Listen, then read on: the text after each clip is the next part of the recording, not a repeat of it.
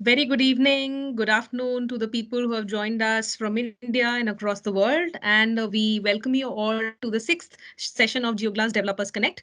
It's about decoding content creation for digital and immersive platforms.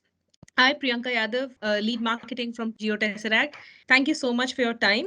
And today, to honor this session, we have with us Chaitanya from Whistling Woods International. I would like to give a very, very brief introduction, but he is already a very famous name in the Indian content and film and creative arts industry. So Chaitanya actually have had a multifaceted 2 decades, and in fact, more than that, career in a film and creative arts industry. He's currently the Vice President Business Head at Whistling Woods International. That's India's premier film and creative arts institute. He also serves as a Chief Technology Officer for the institute and heads the emerging media department. Over the past decades and a half, he has been instrumental in the mainstreaming of films and creative art educations in India and the evangelizing for multiple new and emerging technologies, both for mainstream education at Whistling Woods and into the film, media, and entertainment industry at large. He comes with a robust experience and having acquired a strong understanding of media and entertainment education sector, both in India and globally. He has written several papers and articles about the same and is an active speaker who present mostly. I actually hear him and get to see his participation in different events almost every week. He currently serves as the global board of directors of the School of Motion Pictures and Television Engineers, shortened like SMTPE. He's also a strategic advisor to several startups in the media and entertainment and technology and educational verticals. So first of all, I would like to thank you, Chaitanya, for coming and sparing your time here to join us today. First, like people to know a bit about you, your journey. How have your journey from when you started have been, coming into this whole media and entertainment industry? How have you seen this thing, whole place transforming? Okay, and where do you think this is shifting in the space going forward? Over to you. Thanks for having me. This is fun. This is interesting. I like talking about new and emerging tech, and well, Immersive is right there on the edge of it now. Before, I mean, I don't really like talking about myself that much, but very quickly, I'm a accidental media and entertainment and education professional. By education, I did BCom and then CA, and I started my career with Arthur Anderson, which you know one of the big five once upon a time. One part of Arthur Anderson has now become Accenture. But I wasn't really enjoying it. It wasn't my scene, so I moved out and then found my way, meandered my way into the media and entertainment industry, and then into Whistling Woods into media and entertainment education. And over the last, I've been here for 16 years now, so I've had many roles, right from launching the school to I am the business head, so I run the P&L of the school. I'm answerable to the board. But about 10 years ago, I also took over as, or 10, 12 years ago, I also took over as the chief technology officer of the school, which is, um, see, in our industry, CTO's role is not about technology, it's actually about strategy. And that's really what Whistling Woods believed in, and that's the way that we are taking things forward. And that's what I've been doing over the last many years. We've built out 6 or 7 research and development labs on campus, focusing on many things from digital cinematography to content creation for digital platforms. We hosted the YouTube Space and YouTube Educator Lab for a long time. Um, we host the Red Education Setup, the Sony Media Tech Center, the Apple Shoot on iPhone lab, the Foxconn Media Lab. I never in my life I thought that I would be invited to join the board of the Global Board of Governors of SIMT, because everyone over there is a engineer, PhD, etc., etc. And I mean, I'm from the other side of the world. But yeah, I mean, I realized very quickly it's tech at this level, it's really about strategy. It's about understanding tech, wrapping your head around it, and trying to figure out what it is and where it's likely to go. And I like doing that. Done quite a lot of work in that now, and um, honestly, I'd like this session to be more interactive and Absolutely. with questions and back Right. and forth than me sitting here and giving you a long lecture. And yeah, so that's So me. I actually like to ask you one question here. So when you talked about, you've seen this whole trajectory of things shifting and changing. Okay, how content consumption patterns have changed, how content type of content has changed. How have you really seen content creation and content consumption, actually changing as we are transiting towards, different forms of creators coming in, different platforms coming in, and what is your, observation around what changes are you really seeing, that how things are really adopting and how people are responding to it? So if you look at just about the cusp of the fourth content consumption platform emerging, late 1800s is when cinema started. 1940 or so is when television started. Early 2000s, actually mid 90s, but realistically early 2000s is when digital content started. And now the fourth content consumption platform, which is VR, which is immersive. And that's where we are. That's where, we at this point of time. And if you look at how content has changed over the last 50, 60 years, immersive is kind of the next step. It's kind of the answer to the question, what next? Right? Um, Everything that we've done has been to draw the viewer and the user inside the content as much as possible. So moving to a larger cinema screen, adding surround sound, then adding Dolby Atmos, then adding stereoscopy, 3D to make the content more immersive, and IMAX, and that, if you see, everything that we've done has been to draw the person in more and more and more. And the that immersion as a jump missed TV and digital completely, pretty much, because those platforms don't lend themselves to the user being immersed in the content. And we've arrived at VR, where essentially two of the user's senses, two of the viewer's senses are completely blocked off by hardware. And that enables a significantly large percentage of the viewer's attention, almost 100% of the viewer's attention, to be occupied by whatever content is being projected at him or her.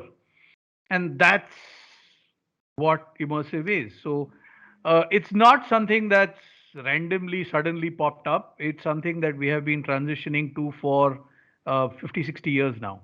All right. I have one interesting question, and I'm sure my our audience is also pretty much interested. So, as creators, when so many platforms are emerging, what should be the way out? How should they be really preparing for it? Because all we see that things from the receiving end as a consumer. Okay, how a content creator, when they are planning content, okay, what technology, techniques, and the strategy goes behind, maybe if you could shed more lights on it, how they should So plan things yeah, for so every platform. honestly, don't sweat the technology too much, right? Because in the history of everything that worked, there was a time when it didn't work, right? So from the light bulb through very, very complex object camera and motion tracking, which is currently being deployed in virtual production, there is a standard, pretty much a standard cycle. There is a roadmap, there is a history.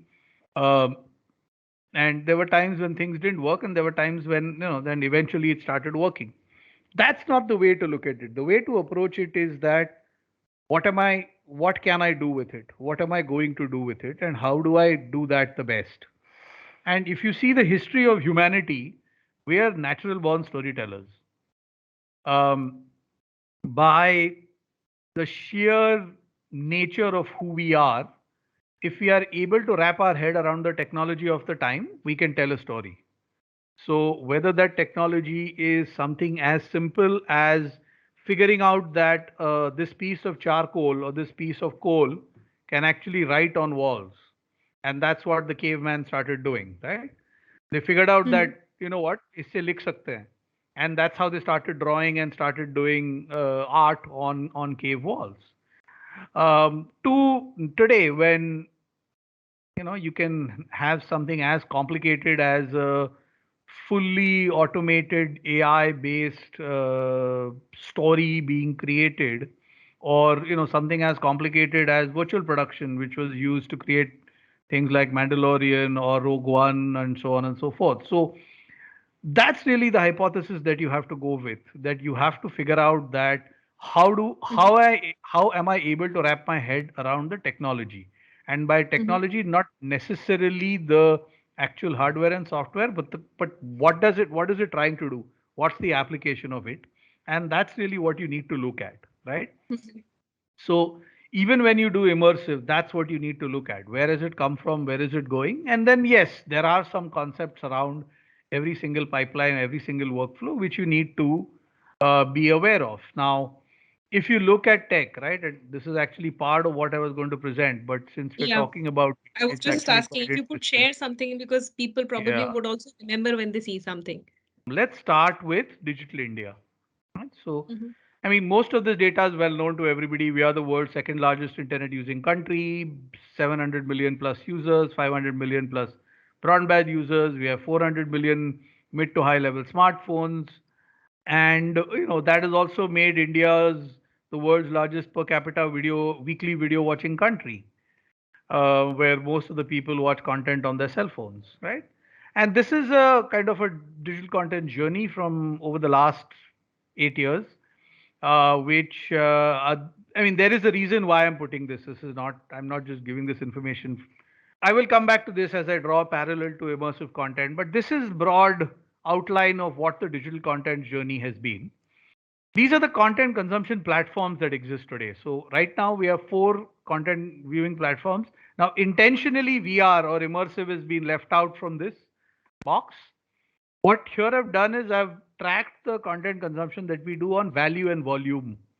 So you've got theatrical, which is the highest value. Obviously, per ticket cost is really high, and but it's also the lowest volume. And at the other end, you have YouTube, which is free pretty much, and it has the highest volume. And the only reason why um, it's not 100% is because 100% of India is not online yet. So the arrow, it talks about where this content is likely to go over the next 5 years.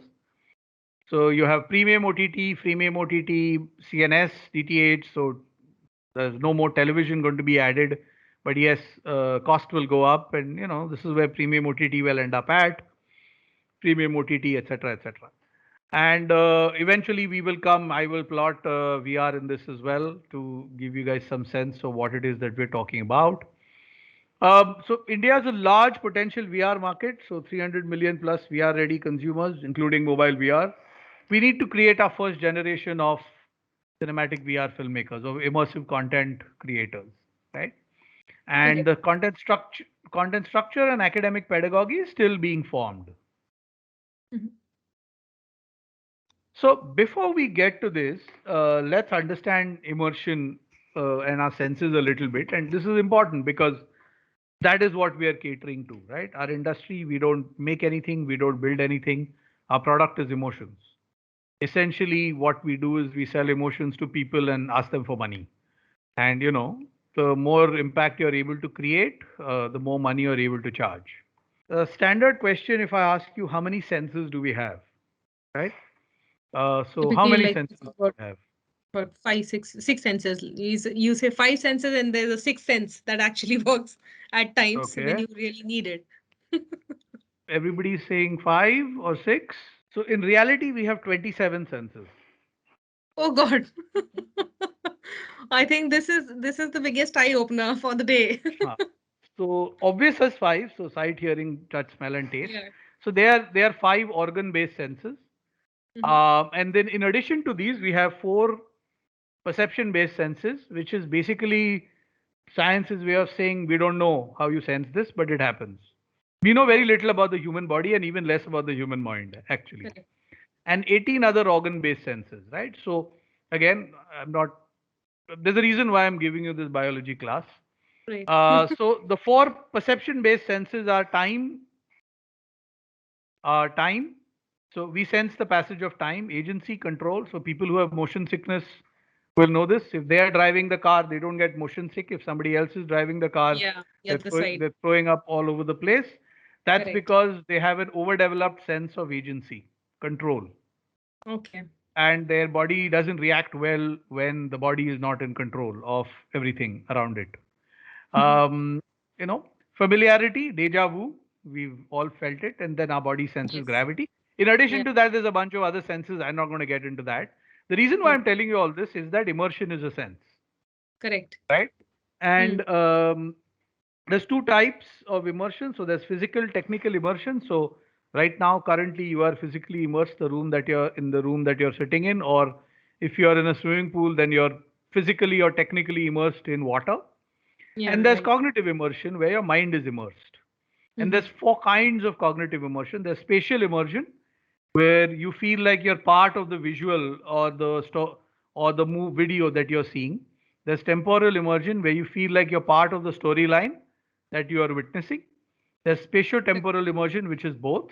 There is emotional immersion, right? Hmm. So emotional immersion is where you feel the same kind of feelings that people who, even though you know it's all fake on screen and there's an actor who's crying or there's a child who's been told to cry, when the child cries, you feel sad, right? Correct. That's factor of emotional immersion of your mind.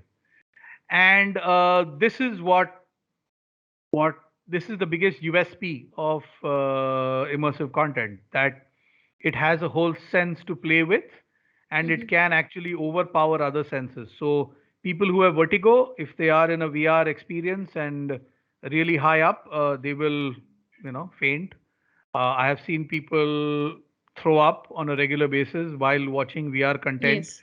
especially if they are flying, especially, or they're moving too fast in VR, and Yeah. physically they're standing in one place, so the body can't reconcile what's going on, right? So that happens. The other thing is that content is no longer content, it has become experiences now. So most each generation is no longer happy with just content. They want the experience, and so Hmm. they want their content to be accessible, affordable, authentic, convenient, cool, customized, blah blah blah, everything that's in the left circle. And as usual, the market responds by creating enabling technologies, which are all the ones on the right, which is artificial intelligence, etc., etc., etc., etc., to give this viewer experience. And that's really how VR becomes an undeniable part of our lives, right? So, I mean, I don't need to tell people this. They don't need to get less lost in the jargon. Degrees of freedom, again, everybody knows what it is. So I'm not going to get too much about it. Let's look at the applications of VR. You generally have two areas where VR is deployed. One is it helps you things that you were doing already, and it helps you do it better, cheaper, faster, more impactful, more efficient. So, simulation, for example.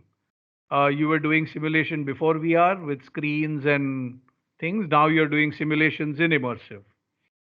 Deep sea drilling. You used to do it, with screens and robots and probes and all that. Now a lot of that is done wearing VR headsets. Um, Education, right? Deep learning, because all your distractions are blocked off. Immersive content really reaches deep into the viewer's mind and enables deep learning. Surgery, remote surgery is another place where it gets used a lot. So these are all utilitarian uses of VR, right? Where essentially the technology workflows used to solve an existing problem or to make something that you're doing better. The other way is where you're actually consuming content in immersive, where content is being created for immersive platforms and you are consuming it, right? So there's Hmm. documentaries in VR, there's fiction content that's made in VR, excellent content in the horror thriller space in VR because it's so impactful. So there's a lot of fiction content being created globally in VR. Series are being created, series are being subscribed to, consumed, paid for, so on and so forth. The other place where VR is used a lot is in live streaming of experiences, both concerts, sports events, temples, and other places of tourist attraction. In sports, and I will show you guys examples going forward. There's basketball, there's golf, there's American football. The Olympics were live streamed in VR completely.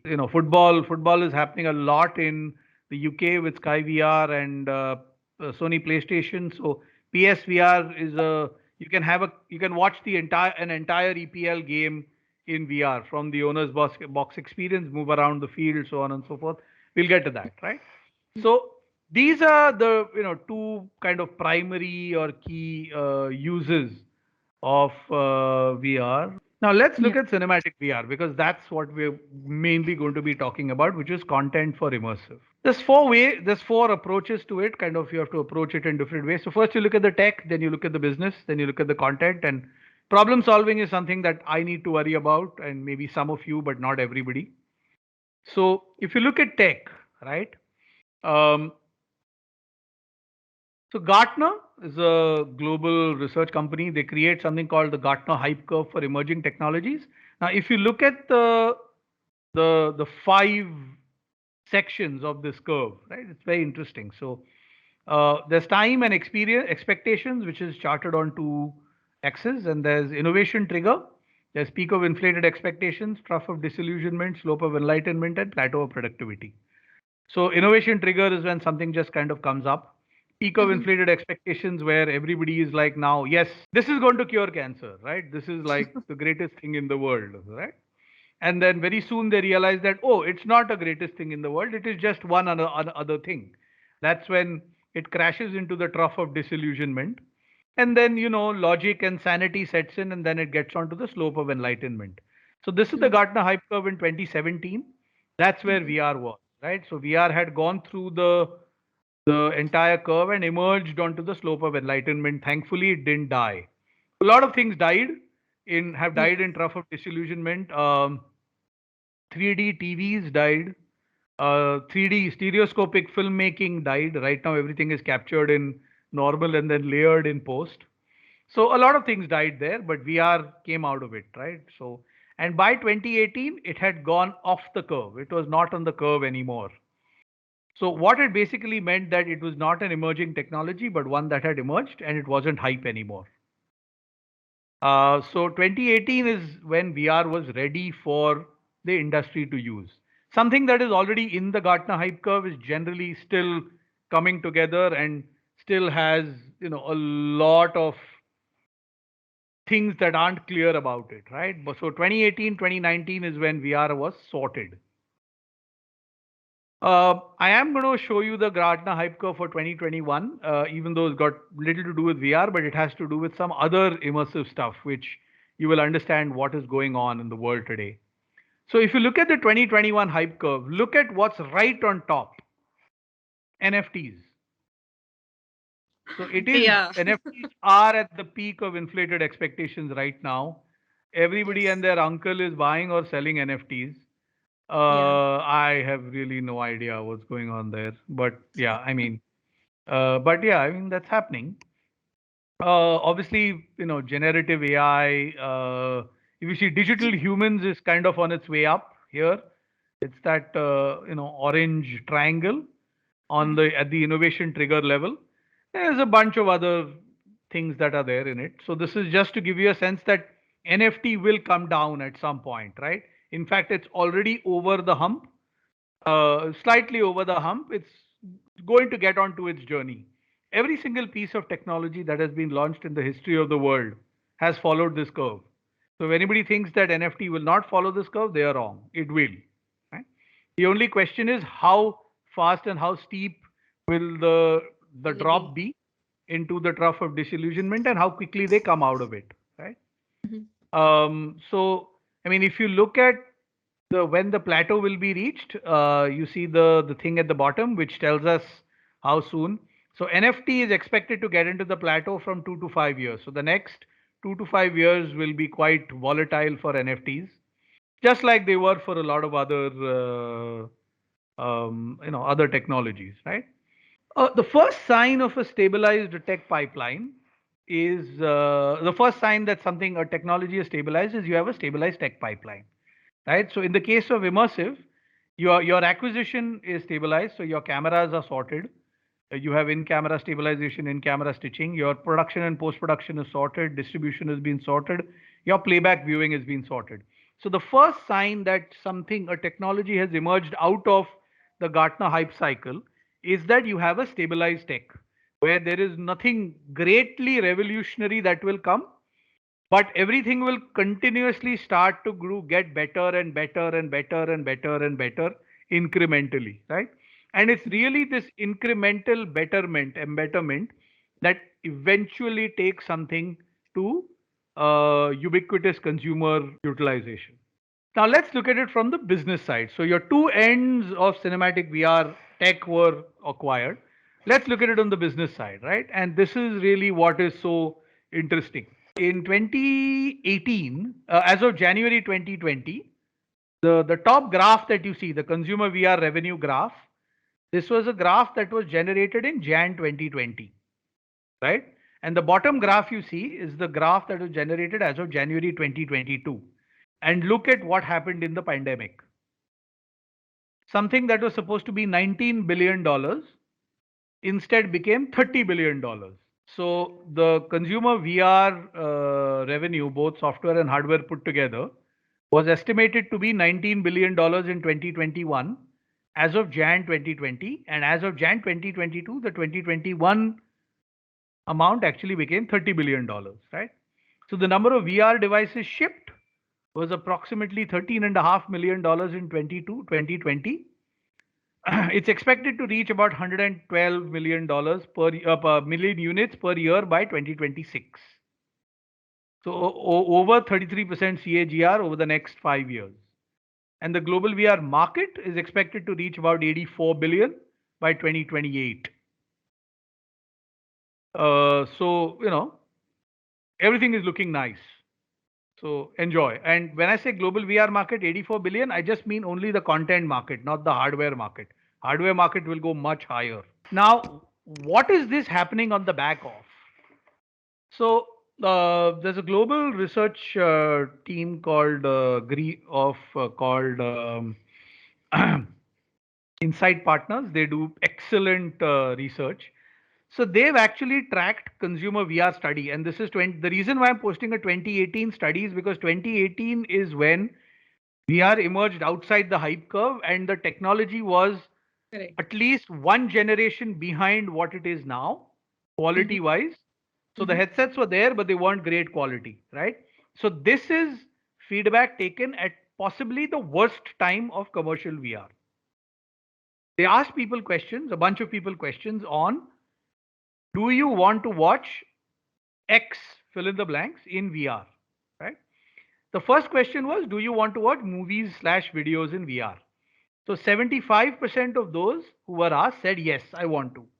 But of those who already owned VR headsets, that percentage was 87%, which basically meant that people who had consumed VR content were more inclined to watch it than people who had, than the whole world, than everybody, right? So basically, VR is not a letdown. You don't have an expectations battle with VR. And remember, this is poor, really poor quality headsets. Not, you didn't have 4K per eye, you didn't have iris tracking, you didn't have, gesture control. None of that had arrived, right? Live events. So about 69% said yes, I'd like to see live events in VR, and that number was 81%. So again, a good spread. Live sports. Only 60% said, because obviously people who've never seen it before, it's hard for them to wrap their head around. कैसे होगा कैसे live में कैसे sport देखूंगा VR में, right? Yes, But so it's people who had consumed it was 76%. So this is almost a 20% gap between everybody and people who had. So if you have a 70% plus consumer interest feedback in anything, that technology is here to stay forever, Mm-hmm. right? Or until it really messes up. So on the back of this and many other surveys, I mean, each year they do this survey. I don't know what the latest one is, but the numbers are kind of similar. It's actually better. On the back of this is what they're saying, that people are saying that this is going to happen. And finally, we have proper competition in VR, right? So the last bar on the right, even if we ignore it, you now have proper competition, right? Once upon a time, it was just everybody running helter skelter. There wasn't, just like in computing, you have HP and Dell, and you have Mac, and you've got, in laptops, you have HP and Asus and this and that. You have proper competition, right? So Mm. finally, you have proper competition in VR. So you have, on one side, you have the Americans with Meta and Quest, Oculus. On the other side of the world, you have China with ByteDance and Pico. So ByteDance owns Pico. And then Apple is doing its own thing. And, if those of you who saw the Mac rumors article 2, 3 days ago, there is supposedly a leaked image of the Apple VR headset. We don't know how true it is, but who knows, right?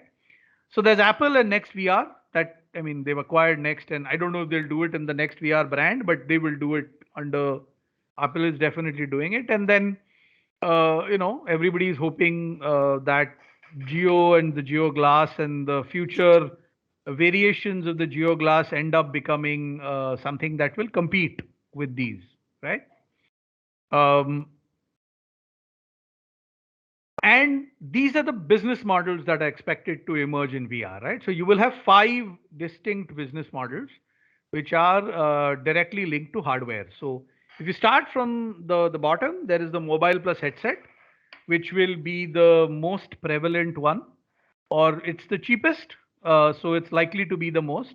But for that, your mobiles need to get better, your headsets need to get better. Right now, your mobile headsets are not greatly designed. It's plastic box basically that you're sticking your mobile in, putting it on your head. Also, mobile phones aren't meant to be consumed 3 inches away from the eyes. Correct. So they need to get better. But what I have my money on is the second level above that, which is the wireless connected headsets, which are standalones. So that's really where it's going to be, because it will not be very expensive. It will not be very cheap. It will be good quality. And if we are able to have VR headsets at a price of a smart TV today, I think they will sell like hotcakes. Right? I think that's my personal benchmark. And then you get into the very high value experiences, which is the tethered head mounted displays, which are your room scale VR. And you have the tethered plus seated, so the pod ones. So what Mr. A.R. Rahman is trying to do with his VR experience and Lamask, which is a multi-sensory seated experience. What Intel did with First Man, what Intel did with the Walk, and a few other experiences. And then you have LBE, location-based experiences, which are right at the top. So those of you who have an opportunity, if you go to Dubai or the US or Europe, try and seek out something called the Void, VOID. It's excellent location-based VR experiences, really well done, not very expensive, but great experiences. I think Mumbai, they were planning something before the lockdown, and I don't know what happened. But there's very good there. So there's experiences like there's Escape Room, there's a Star Wars experience, there's a Ralph Breaks the Internet experience. There's quite a few of them, right? Jack Ryan experience, quite a few of them. So these are your business models that will emerge. Now, the same platform slide that I had showed at the beginning, I have now added VR on top, immersive content on top of it. So right now it is lower in volume than theatrical, much lower in volume than theatrical, and approximately the same cost. But this is where I see it going over the next 5 years, right? Where cost will come down significantly, the entire content consumption experience, and hence volume will go up a lot, right? So it will be approximately, uh, it will be where a little above where premium OTT is now. Now, we've looked at business, we've looked at tech. Now we look at the main thing, which is content and experience, right? Because this is it. If this is not there, you can have the best hardware in the world, you can have the best technology in the world, but nobody will watch anything if the content is horrible. And this is where you really need to understand why places like Whistling Woods and content creators are so important, right? So you have four content consumption platforms. There's film and theatrical, there's television, digital, and VR. In each of them, one is captive community viewing, non-captive family viewing, non-captive individual viewing, and captive individual viewing. And you have a bunch of other details. This one you can take screenshot of, no problem. ये मैंने बनाया. Um, the USP, and that's really what you need to target. Film is a larger than life audiovisual narrative spectacle. Digital, lends itself to something. VR, AR lends itself to something, and that's what you need to focus on. Now, this is my personal hypothesis. I don't know if I will be right. I hope I am. So VR for the first time in history will create a value snacking content category and enable the same to be monetized. So our industry, the media and entertainment industry, has tried to monetize short fiction content for the longest time, and we have not been successful at it because the brevity. People don't want to pay for it because like यार बहुत छोटा है, छोटे के लिए पैसा क्यों दे? So in my opinion, the impact that immersive will have on the senses will allow this to be monetized and will create that. So you will have a 5 minute per episode VR series or 5 to 7 minute per episode VR series, which will be monetized and people will pay and subscribe to it. So just like you have somebody today who say sits in a local train in Mumbai in Bandra and gets off at Churchgate and in those half an hour has watched maybe 1 or 2 episodes of their favorite show or soap on their phone. Exactly the same way somebody is going to sit in the train in the same seat, put on their VR headset and watch 2 or 3 episodes of whatever VR show that they have that comes in that they have subscribed to on whichever platform, right? It's already started to happen. Netflix is VR ready. Netflix player is VR enabled. Hotstar is VR ready and VR enabled. So this is the Dunning-Kruger effect. Now, if you see in physical terms, this curve looks very similar to the Gartner hype cycle. But this is actually a psychology curve. It's not a technology curve. So it tracks confidence and knowledge and skills on 2 axes, right? And when you have no knowledge and you have no confidence, bottom left, then you have a little bit of knowledge. You're still broadly in the ignorance stage, but suddenly your confidence shoots through the roof. And now you're standing on top of Mount Stupid, right? Because you are stupid. And then you learn a little bit more and then you crash into the valley of despair. And then wisdom starts to set in and you like figure out, acha, what actually this is what I want to do. And then you get onto the slope of enlightenment towards normalcy, sanity. So this is where VR is at this point of time. And we should be very happy that this is here because it's come out of the valley of despair from a couple of years ago and it's pretty strong now in its ecosystem, right? So that's where it is. So there's a bunch of other things which are very more complicated, more very academic and for filmmaking. Directing attention for the first time in the history of the world, cinematic filmmakers will need to direct attention, right? Because they have your viewfinder and your frame and solving people's FOMO is the biggest challenge. For people who are older than Gen Z, FOMO means fear of missing out. And intuitive filmmaking is needed. You really need to think of why and how you would look at something and what are the kind of stimuli you need to bring in. And the last thing is every VR shot is a VFX shot. So your VFX artist is your best friend. Some fun stuff. There is no such thing as a VR expert yet. There are only 5 rules right now in VR. There are no rules otherwise. Don't bore people, please. Don't confuse people. Don't give people whiplash just because you can 360. Don't put everything everywhere so that that they get a neck ache. Don't make people vomit, please. You should never make people vomit with content, even if it's not VR content. And so and back up your data because there's loads of it, right? So Now, coming back to, so remember the first slide I showed you about digital content? Now, let me draw a parallel to VR. And you'll understand why I am so bullish on this. So, look at the journey that digital content has gone through in 2013 to 2020, 2021. And that's the journey that cinematic VR will go through from 2021 to 2020 to 2024, 2025. So widespread fiction narrative content will emerge. You already started to see it in, there are film festivals that have dedicated VR sections. Two generations of cinematic VR content creators will emerge over the next 3 years. We already have the first one that are currently underway. There is increased film festivals, there are dedicated film festivals, and then your tech pipeline is sorted. So just like things got sorted for digital. So imagine, try and imagine what your mobile content consumption experience was in 2013. Pre 5-inch, pre 4G, pre retina display, pre OLED display. Your mobile content consumption experience was, in one word, horrible. Buffering, poor quality content.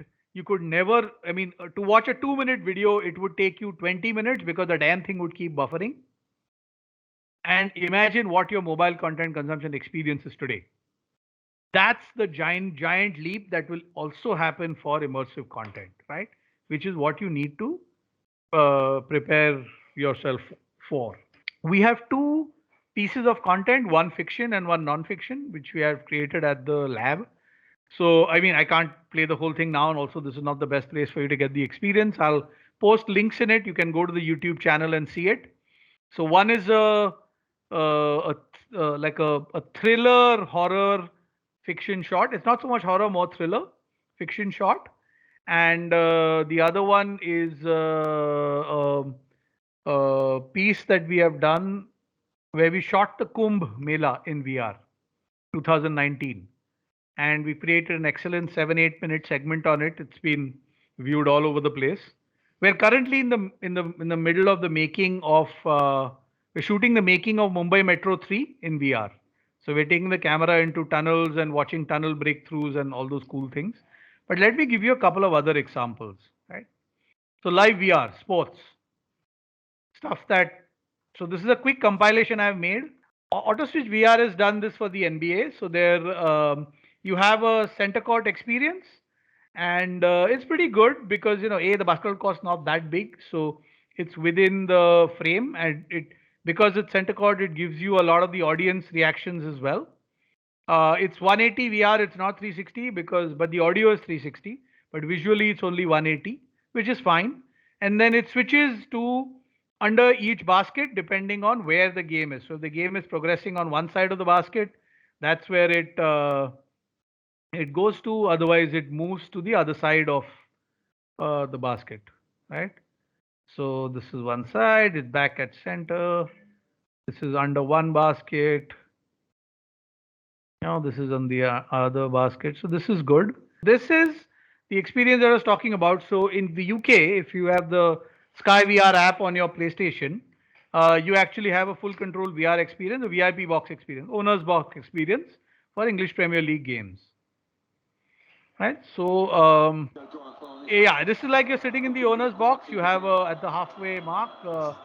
In the see, VR doesn't have zoom. So if you want to see the close-ups, you have to, the broadcast feed they have brought into the VR frame. And so the front half is the game. The back half, they have done a lot of branding.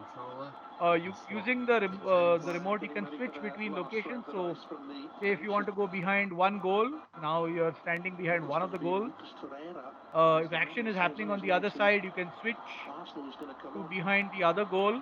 So now you're behind the other goal. So audio obviously then switches as well, and the broadcast feed continues, right? So you see the close-up feed. If you look around at the back, there's branding opportunities. There's like some child is playing stuff that's they've thrown in for fun. But this is what will allow you to pay for all this, because you can have Nike ads, you can have other ads running if somebody is looking at the back. So this is a good sports experience, right, in VR. So that was live VR. So there's functional VR, which so this is a Education, basic education. Classrooms will use technologies such as augmented reality and So this is a little bit of AR now built on top of desktops. This is some kind of engine, cryogenic, I don't know, some kind of engine that is being showed how it works.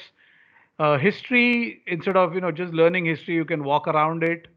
A lot of high schools are deploying both tethered as well as non-tethered. For 100 years, because there simply hasn't been another way. The mixed reality of the HoloLens has the potential to revolutionize this education by bringing 3D content into the real world. So you've got, say, the body systems can be split up into the vascular, skeletal, muscular, and say you want to look at a bone, it'll give you one-day encounter in the clinic. Now I can leverage all of these new capabilities while maintaining. This is, I mean, not play the whole video, but essentially it gives you a sense of beating heart, so on and so forth. So this is used a lot in medical. So thank you. So let's do questions now. Any book or learning material we game designers should go through to understand the nuances of generating experiences, emotions. Yes, you need to study a little bit of cognitive science. There are a couple of books available in cognitive science. I can recommend something to you. Essentially, what you want to look at is, see, as a game, it's an instant gratification come long-term gratification solution. That is what a game gives you, right? So immediately on pressing a button or pressing a bunch of buttons, you get something. You move forward, you move left, right, shoot something, etc., etc. And there is a long-term solution that you have to solve as well. So that's what you need to do. So definitely you need to understand direction for sure, because game theory and direction have very closely interlinked. In fact, this is excellent timing. So this is a game that's it's one of the first games based on Indian mythology, with based on characters from the Mahabharata and Ramayana and all that. And it's a game, bunch of things that you do. It's launched now, so you can go online and check it out. The entire game play has been written by a Whistling Woods Direction alumni. He's also doing some of the visual art, and that's something that you need to be aware of, right? So, as a director, as a filmmaker, you have the strongest sense of how to convey emotion. So, yes, you may not want to do a full-fledged program in filmmaking, but learning concepts of direction, learning concepts of learning some cognitive science will help you. Any thoughts about the inclusion of haptic, sense of touch in immersive content? Yes, it will make sense. It's already happening. And yeah, I mean, that's what LBE, location-based experiences, do, right? So if you go to the void and you're wearing a suit and you've got the VR headset on, you're holding a gun or whatever, and you do things, if one of the stormtroopers in the Star Wars experience is shooting at you, you actually feel it. So that does kind of hurt. Thank you, Chaitanya. Something it was a vague question because I'm trying to understand the nuances of making the experiences and all. So the whole problem when I actually experience it, I want to put it through that when we design games on, let's say, a computer or something, our approach is that we have a display and which is actually segmented to someone's head or a display something. So let's say when we are making a cut scene, we know how to move the head, how to force the head to make the player experience some form of fall or excessive motion. But when we come to, let's say, a 3D or VR experience, how should we design the cutscenes then? What kind of variables should we tweak to actually make the experience much more immersive rather than just making it like the vomiting thing? Yeah, no, so that's the problem, right? Because it's the Spider-Man problem with, great power comes great responsibility. Because you have full control of the viewers, of the user's senses, you have to be doubly, triply careful while creating impact scenes, or I mean, I'm assuming a cut scene is an impact scene, right? Yes, truly. Yeah, right. So while doing that, that's what you have to keep in mind. Now, there's two ways to go about it. One is where, like I mentioned earlier, there is an instant, immediate gratification. There is a long-term gratification, right? So, what is it that you want to achieve with this cutscene? Is it something where the person is just going to skim through and pass through it and move on to something else, or is this some kind of a break or a slab or a finale or a level ending, or something where the person is going to stay for a while? Depending on that, you have to decide how you're going to design the experience. For the storytelling part, that's easier to understand that someone will experience a movement and a story would be unfolded in front of him. So I'm looking at a point that I want to understand what should we tweak or what can we tweak. So that's my question. What should I know about making the experiences to a different level? But it's hard for me to tell you that generically, right? Because it Of would course. depend on the game. It would Hmm. depend on what has preceded before it, right? Every game is not a first-person shooter game, but if it is a first-person shooter game, then it's very different. If it's a world-building game, then it's different, right? Because world-building game isn't so frenzied, isn't so active. It's more cerebral in nature. So the payoff for a world building game would be different from the payoff for a first person shooter game, or the impact scene or the cut scene. So it depends on the game. It depends on, again, the answer is actually entirely narrative. What Truly. is the purpose of the cutscene? Is the purpose of the cutscene to prepare the user for the next level, or is the purpose of the scene to make the user feel great and good?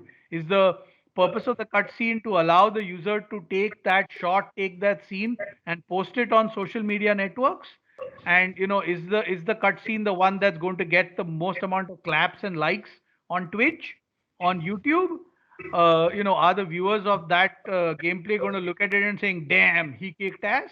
So it depends entirely on what the end goal of that scene is. Okay. So Thank you. it's hard for me to give you a generic answer, Of course. I right? understand. But I That's why tried I to asked give the you material about it. I tried to give you 2, 3 kind of situations where how you would go about it. Yeah, I get it. Thank you so much. It's not just about building an app. Okay, it's not just about creating experiences. I think what you have given this information in this session is about the science behind it, why you actually should be investing in a particular platform, how things are evolving, what really truly matters and makes an app an engaging experience. Yeah. That's a whole tactic. So I think a lot of See, developers, when they are yeah, really just to quickly add to that, sorry to interrupt. okay, Quickly add to that, one thing that I forgot to mention is for developers, right? yeah, Don't develop for the technology as it exists today. correct. Develop for the technology workflow pipeline that you think will exist when your development pipeline or when your development process is done. Because if you develop for today, you are developing for a imperfect technology pipeline. A bad spinner, a lazy spinner, will put sweeper cover on the offside and a sweeper on the leg side, because he's putting a field for a bad ball. See, I'm going to bowl short and the batsman is going to pull, or batsman is going to cut. So मेरे को 4 run नहीं देने हैं.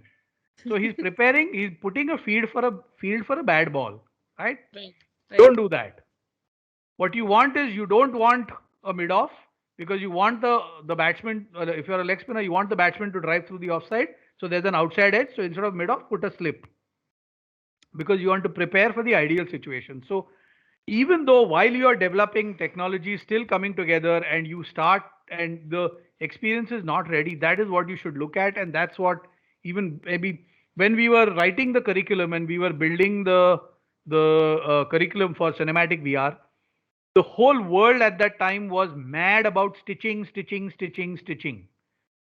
And at the lab, we said, we are not going to care about stitching. It is not my problem to solve.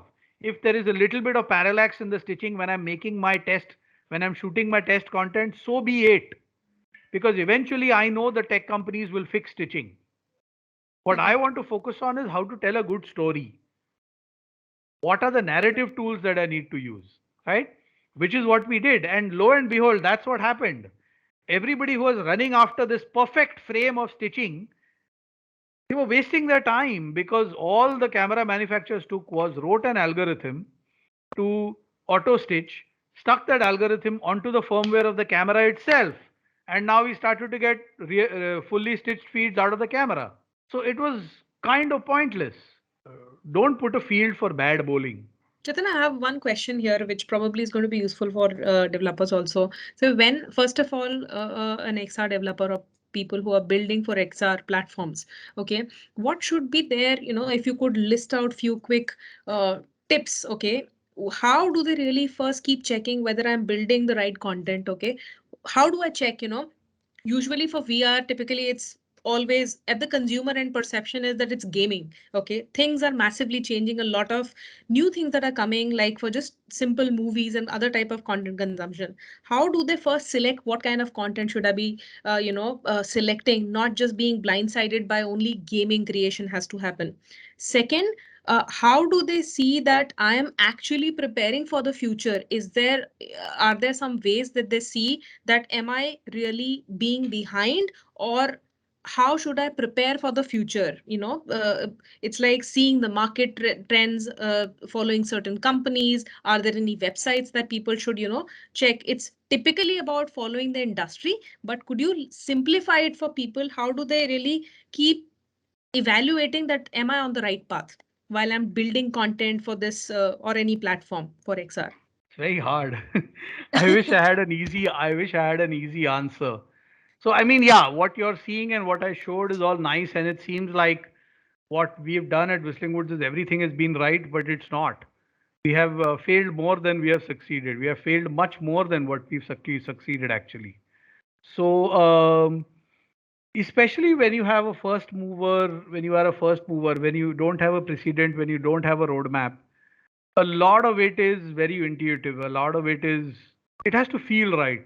I don't know if that's the right way to put it, but it's a little hard to codify into ये सही है ये गलत है, because सही और गलत का concept ही नहीं है तब तक.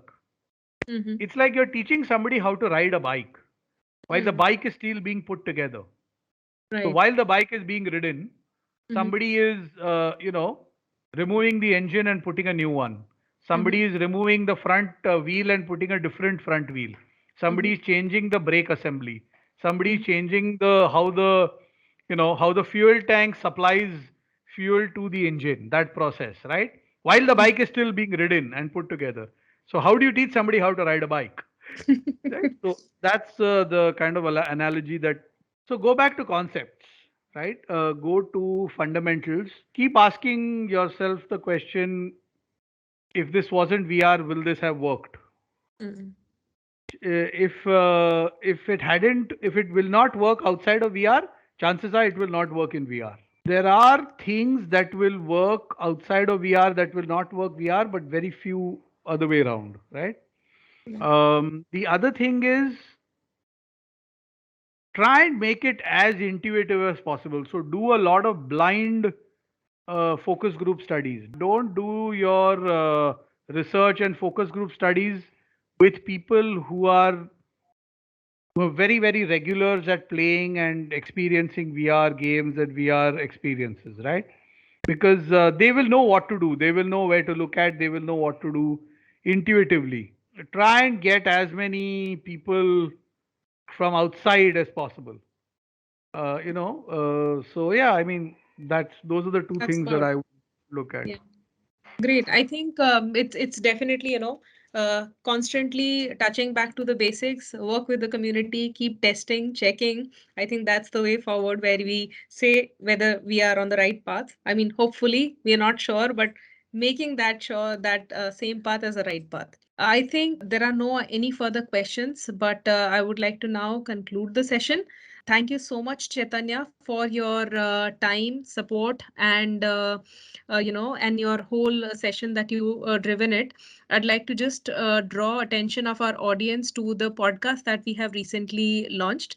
So, guys, here is going to be the link of this podcast that we are going to be leaving in the chat section. Please go through it, and you can listen it on Spotify, JioSavan, Google Podcast, and Apple Podcast, all premium and popular channels. There are a lot of detailed insights that also Chaitanya has dropped in that podcast series, and we have a dedicated channel called Humans of XR. Please go through it, read it, and we are going to be coming back to you with few more interesting topics in the coming weeks, and we will be doing those announcements. So thank you so much, Chaitanya. I would like to really thank you for this time, and the audience who have been part of this session, and looking forward to working with you and hosting another session in the future. Thank you so much.